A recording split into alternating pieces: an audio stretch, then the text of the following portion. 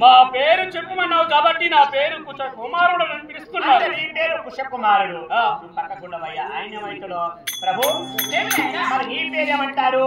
అవునా, నా ఊరు నా పేరు సవిస్తరమైన ఉన్నావా? లలిత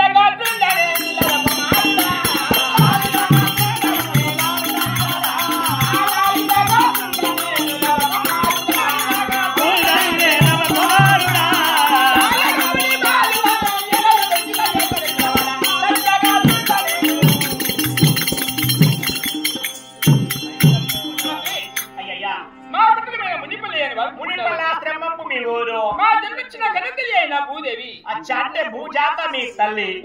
తల్లి గారు మునిపల్లాశ్రమము భూజాత మీ తల్లి. మీ పేరు లవకుమారుడు, మీ పేరు కుశకుమారుడు. అవును మంత్రి. అయ్యా మరి మీరు ఏ ఆశ్రమం లోపల మీరు ఉంటున్నారో? ఇది మునిపల్లిలో నివసిస్తున్నాము నాయన. అచ్చట అంటే ఏమో మీ తాత అనిపించింది వాళ్ళయో అయినా నీకు తెలియదా? అదే మహర్షి మా తాతగారు. ఆయన దగ్గర నన్ను చదువుకునేది ఎందుకు తెలుసా? విద్యరాని వాడు ఎంత పశుతో సమానమన్నారు. ఎందుకంటే ఇద్దరం జన్మించినావే, మాకు ఇంతవరకు చదువు అనేది తెలియదు. అందుకే మా తాతగారి వద్దకు వెళ్ళి అయినా వీళ్ళ విద్యలు నేర్చుకోవాలి అంటే అతని వద్దకు వెళ్ళాలి కోరిక.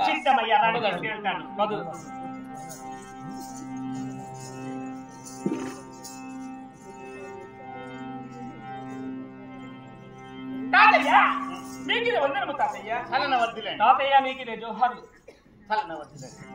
చూడు నాయన, ఇవాటి రోజునైనా మీకు చక్కనైన మాటకు చేతునైనా ఇప్పుడే ఆయన రామాయణం కథగా ఉన్నా. అవును. ఏకైనా భీమాయణం కథగా ఉన్నా. అవునా? రామాయణం కావాలి అన్నా అంటే రామకథయే కావాలంటు. రామకథే కావాలి తాతయ్య. ఇప్పుడైనా మీకు సిద్ధమో చెప్తాను. చెప్పండి.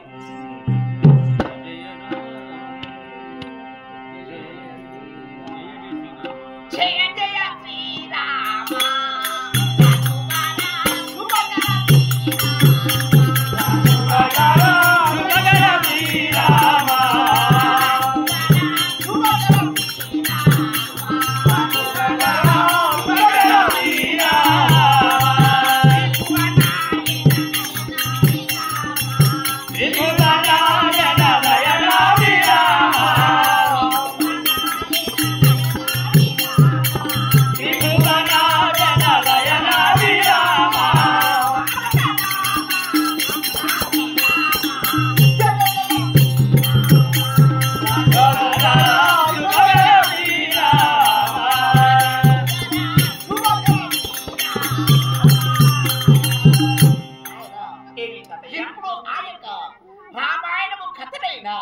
ఇప్పుడు మీ యొక్క మనసారంగా పట్టించాలని నా యొక్క కోరిక.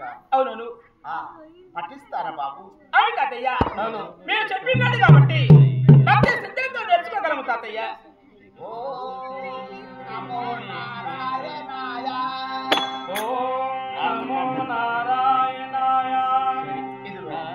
ఇప్పుడు మరి ఆ యొక్క పుస్తకంలో ఇల్లిన అవును మరి రామాయణం కథలైనా మీరు మనసారంగా పట్టించండి.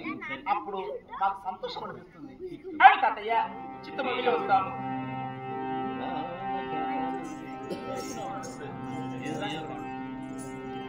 అన్నయ్య ఎలా అనుగా తాతగారిని విద్యను నేర్పిన్నాడు కాబట్టి నేర్పి ఉన్నాడు కదా, అందుకే కన్నతల్లి వద్దకు ఇచ్చేసి వెళ్ళి ఆయన అమ్మగారికి వినిపించిన అమ్మ ఎంత ఆనందపడుతుందో కదా. అవును పదండు అనుజారా పోదము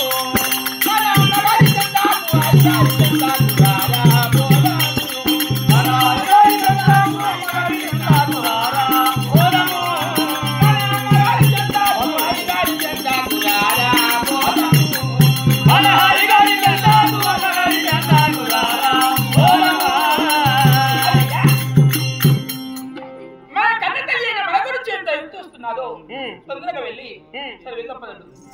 సరే పోదు.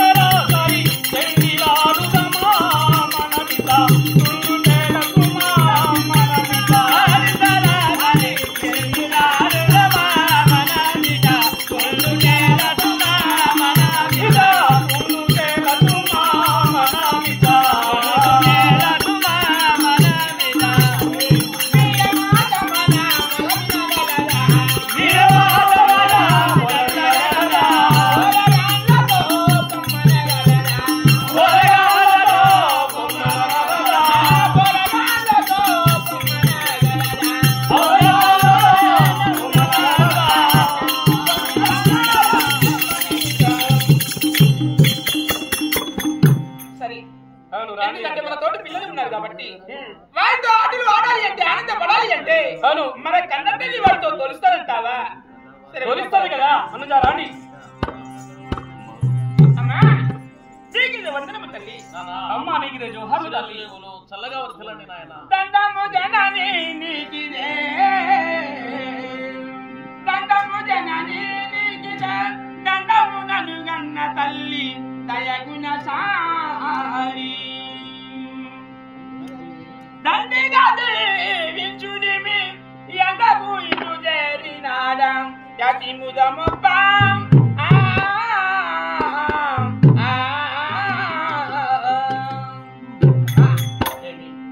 చూడు తల్లి, భగవంతుడు ఎక్కడ ఉన్నాడు మాకు తెలియదమ్మా. జన్మనిచ్చిన కంద తల్లి కాబట్టి ఆ భగవంతుడు నీలో కనిపిస్తున్నాడు కాబట్టి అందుకే పదే పదే నమస్కృతులు చేస్తున్నాం మా తల్లి.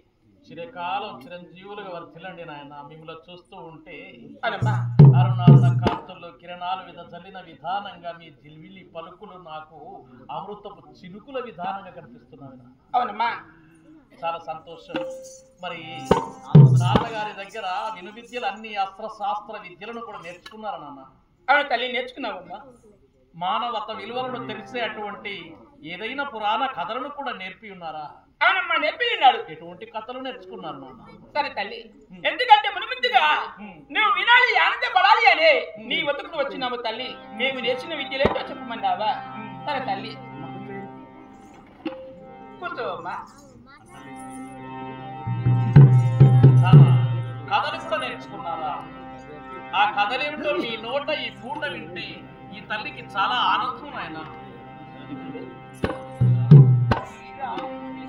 అమ్మా శ్రీరాముని చరితమును చరితమమ్మా కనశీలవతి శ్రీజగదాదినుడోయమ్మా. శ్రీరాముని చరితమును చరితమమ్మా కనశీలవతి శ్రీజగదాదినుడోయమ్మా.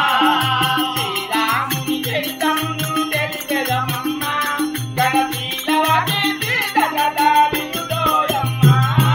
శ్రీరాముని చరితమును చరితమమ్మా కనశీలవతి శ్రీజగదాదినుడోయమ్మా. వీర పంచవటి సీమలో తన కొలువు తీరరాగరుడు. పంచవటి సీమలో తన కొలువు తీరరాగరుడు వామగో. వామనుడా మాధవిని బంధము పూని మైదిని కొనిపోయే మాదలు బండి. రాగముడా మాధవిని బంధము పూని మైదిని కొనిపోయే మాయలు బండి. రఘుపతిని రఘుతుని కలిపెను కనుమా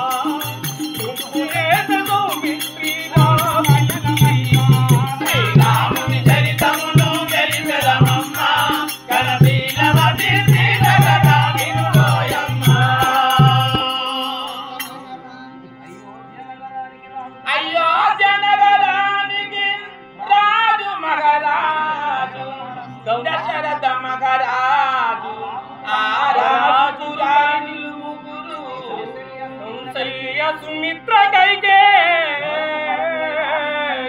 వారి నోము బలము చే నలుగురు కుమారులు రామ లక్ష్మణ భరత శత్రుఘ్నులు. రామగొని ప్రేమగొని రావణు చెయ్యి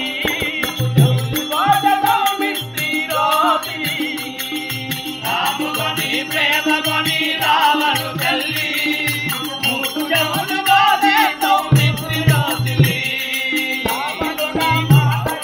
రావణుడా మాట విని పంతము భూమి వైదిని గడిపోయే మాయలు పన్ని.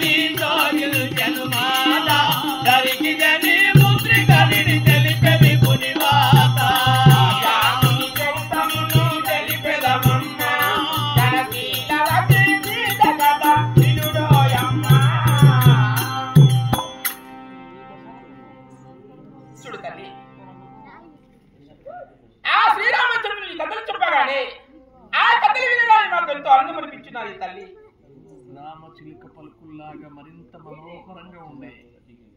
రామనామ స్మరణాన్ని చేస్తే ఏ తల్లి అయినా కూడా ఎవరైనా కూడా పునీతమయ్యి ఆనంద బాష్పాలతో ఋతువుతారు. అవునమ్మా.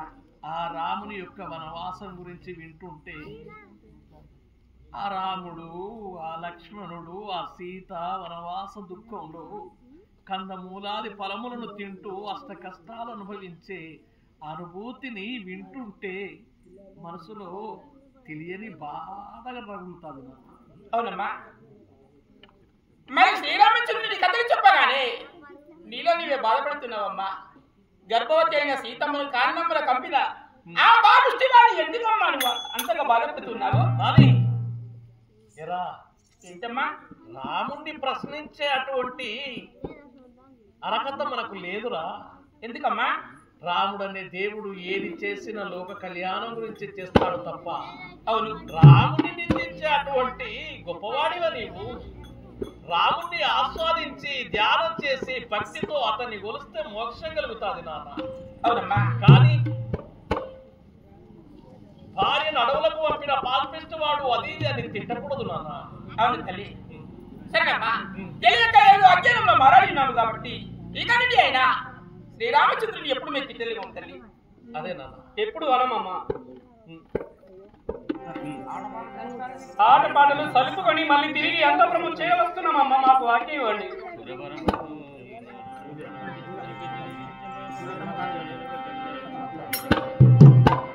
నానా ఇలానమ్మా. మన ఆశ్రమము లోపల ఒక వ్రతం చేసేది ఉంది అని శతపత్రములని ఆ పత్రములను తీసుకువచ్చి ఆ పూజ లోపల పెట్టి ఆ భగవంతుని నామస్మరణ చేస్తే మోక్షం అన్నారు. అందుకని శతపత్రములు తీసుకురావడానికి మీ ఇద్దరిలో ఎవరు వెళ్తారు నాన్న? ఏంటమ్మా శతపత్రములు కావు, దగ్గరికి వచ్చింది సహస్ర పత్రములు దైకొని తీసుకుని వచ్చి నీకు ఇస్తానమ్మా. ఒక్క అరగంట కూర్చొని కానీ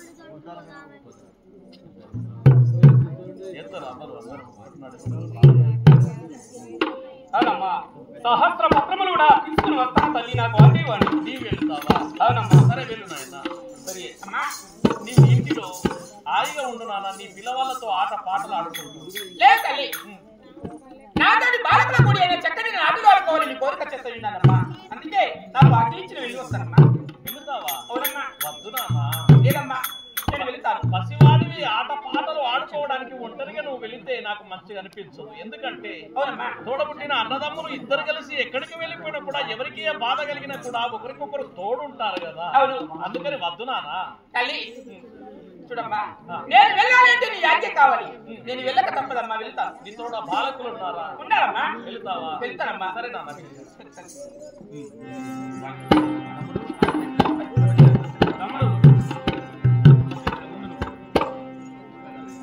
చెప్పండి తమ్ముడు.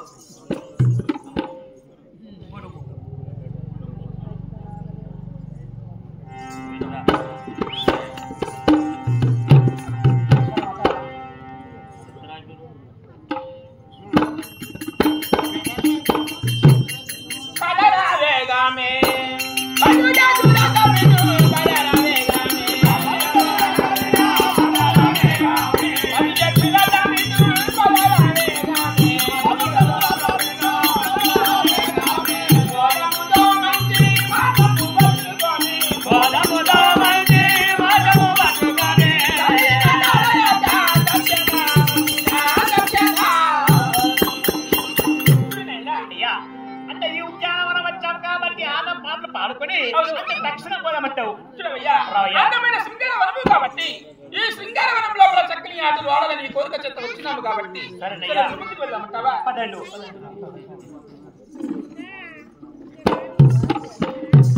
అవునవురా, ఈ ఘోర వనములకు వచ్చాను.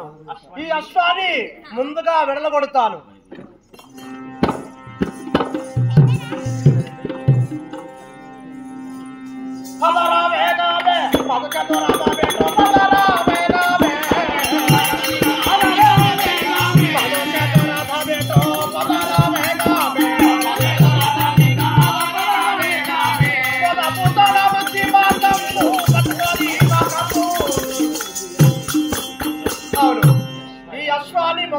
వదిలిపెడతాను. ఎవరైతే దీన్ని మ్రొక్కి వదిలిపెడతారో వారిని విడుస్తాను. ఒకవేళ అశ్వాన్ని బంధించినట్లయితే వాడిని శరంపరమచిత వాడిని వధిస్తాను. విన్నావా? వెళ్ళండి. ప్రభు ఏదైనా ఎక్కడో అశ్వం వస్తున్నాడయ్యా, అశ్వాన్ని కాస్త వీక్షించాడు. తెల్లటి అశ్వములు వస్తున్నాడా? అయ్యా కళ్యాణి అదో దాని ముఖం పైన ఏదో లిఖించి పెట్టాడు, కాస్త వర్ణించు దాన్ని. దాని శుభలేఖ ఎంతో చదివి వినిపించమంటావా? సరే ఆయన వీరకంశల్యపుత్రుండు వీరారామ భద్రుడు విడచినట్టి బలుహయంబు శూరులెవరైన ఈ దరదలమున పట్టి మాతోడ యుద్ధము గట్టిగాను సలిపగుండిన గాని శరణుగాను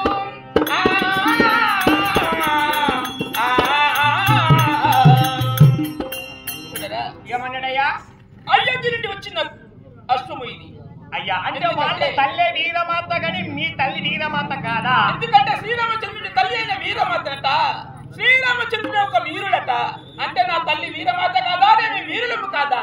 చూడు, ఎందుకంటే శరణు కావాలి అంటే వాడిని పుట్టించిన బ్రహ్మదేవుడి తరము కాదు. ఈ అశ్వాన్ని చేసి ఆ వృక్షానికి కట్టాయి, ఆ చెట్టు కట్టన్నా కట్టివేయి. మరి వాళ్ళ లొల్లికి ఎవరు వస్తారో నేను చూస్తాను. అంతే అంటవా? తీసుకుపోయి చెట్టు కట్టేసేస్తాను.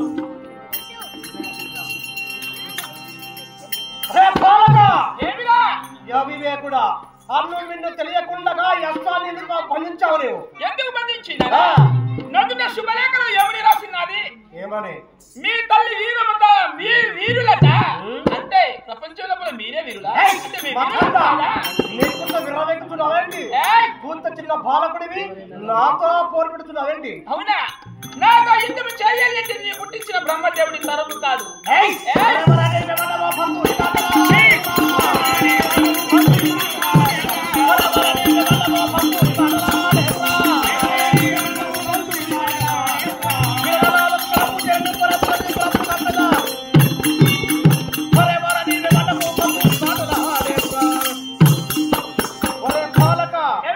నా శరముల చేత నిన్ను 1000 వ్రక్కుల చేస్తారు. విన్నవా? కాచుకొని వస్తుంది శరము. అవునా?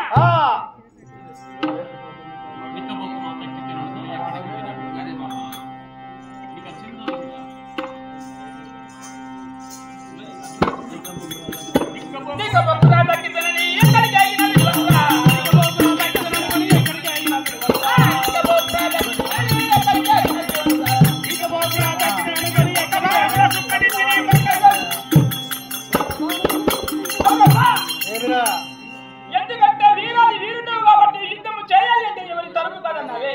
అయినా నీతో యుద్ధము చేయాలంటే నేనే చేయగలరా?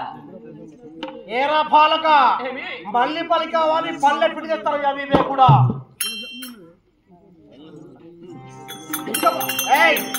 ఇంకా వస్తున్నాది.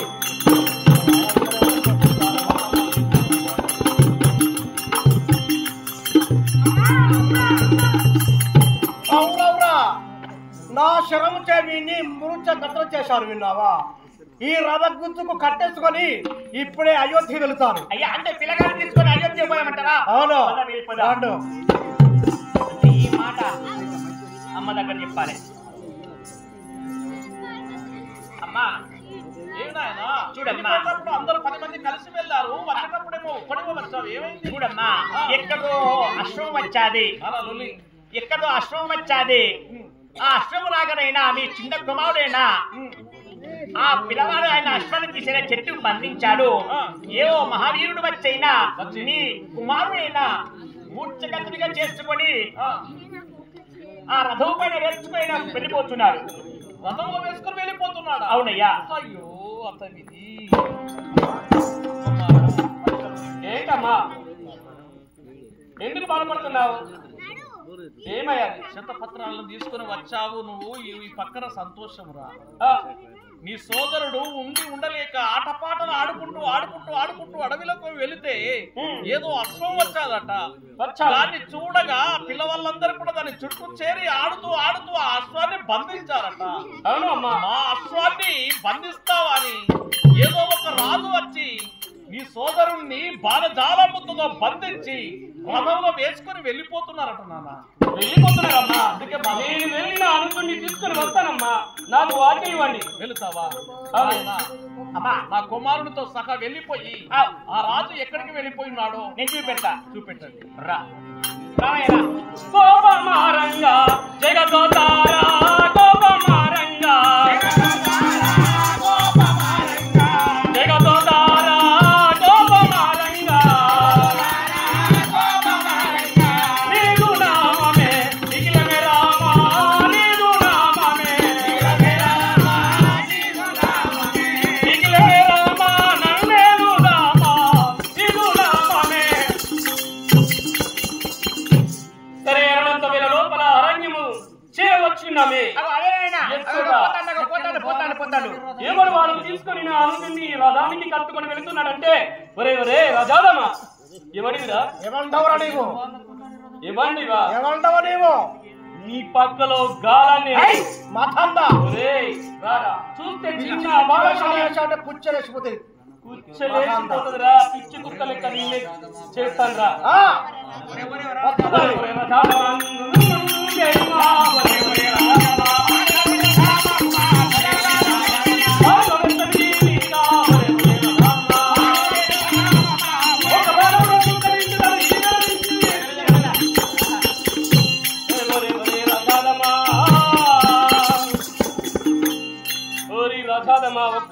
బాణముననే ఏమిరా? నిన్ను సృక్కటించదను.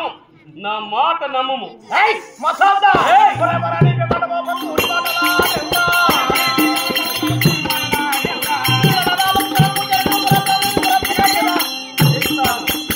అరే పాలక నా శరము చేత నీ తలను వెయ్యి ప్రక్కలుగా చేస్తారు విన్నవా? నా రాము యుద్ధములకు వస్తావా లేక ఉన్నా నా చేతుల ఖతం అవుతావా నీవు? పారిపోతావో పండిగాని కారుమాటలు తాలుగా పారిపోతావో పండిగాని కారుమాటలు మానసిగా ఒక బాణములో కుక్కరించదలిగి గలిగి అవి వెతడం. పారిపోతావో పండిగాని ఏమిరా? ఎంత పారిపోయినా ఎదురు వచ్చి నా తమ్ముణ్ణి మోర్చునందించి రథానికి కట్టుకొని వెళుతున్నావేమో. నీ దగ్గర ధైర్యము సహనం ఉంటే నేను చంపి వెళ్ళరా.